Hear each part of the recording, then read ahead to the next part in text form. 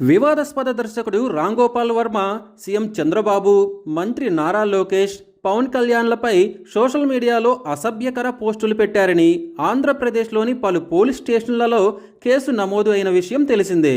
కూటమి ప్రభుత్వం అధికారంలోకి రావడంతో టీడీపీ కార్యకర్తలు ఆయనపై పెద్ద ఎత్తున ఫిర్యాదు చేశారు. దీంతో పోలీసులు రామ్ గోపాల్ వర్మపై కేసు నమోదు చేసి ఆయన్ను విచారణకు హాజరు కావాలని నోటీసులు జారీ చేశారు. అయితే పోలీసులు ఇచ్చిన నోటీసులపై రామ్ గోపాల్ వర్మ నుంచి ఎటువంటి స్పందన రాకపోవడంతో అదుపులోకి తీసుకోవడానికి పోలీసులు ఆయన ఇంటికి చేరుకున్నారు. ఆయన్ను అరెస్టు చేయాలనుకున్న పోలీసులకు నిరాశ ఎదురైంది. రామ్ గోపాల్ వర్మ ఇంట్లో లేకపోవడంతో పోలీసులు వెనుదిరిగారు. ప్రస్తుతం రామ్ గోపాల్ వర్మ కోసం పోలీసులు గాలిస్తున్నారు.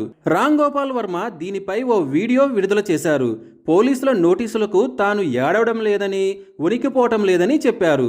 తాను సోషల్ మీడియాలో పెట్టిన పోస్టులు ఎవరి మనోభావాలో దెబ్బతీశాయట అంటూ మళ్ళీ వ్యంగ్యంగా కామెంట్లు చేశారు.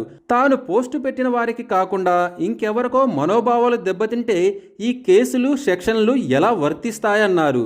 సినిమా పనిలో ఉండటం వల్ల స్పందించడం కుదరలేదని, తనకు వచ్చిన నోటీసులకు తాను సమాధానం ఇచ్చానని రామ్ గోపాల్ వర్మ తెలిపారు.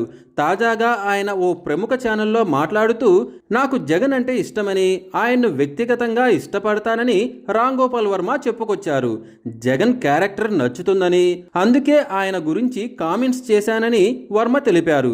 తనకు రాజకీయాలకు సంబంధం లేదని, బహుశా జగన్ని పొగడడం వల్లే తన మీద కేసులు పెట్టి ఉండవచ్చని ఆయన అభిప్రాయపడ్డారు. తన మీద కేసులు పెట్టినా భయపడనని, వాటిని న్యాయస్థానంలోనే తేల్చుకుంటానని రామ్ గోపాల్ వర్మ స్పష్టం చేశారు. తనకి ఇప్పటికీ జగన్ అంటేనే ఇష్టమని రామ్ గోపాల్ వర్మ కుండబద్దలు కొట్టేశారు.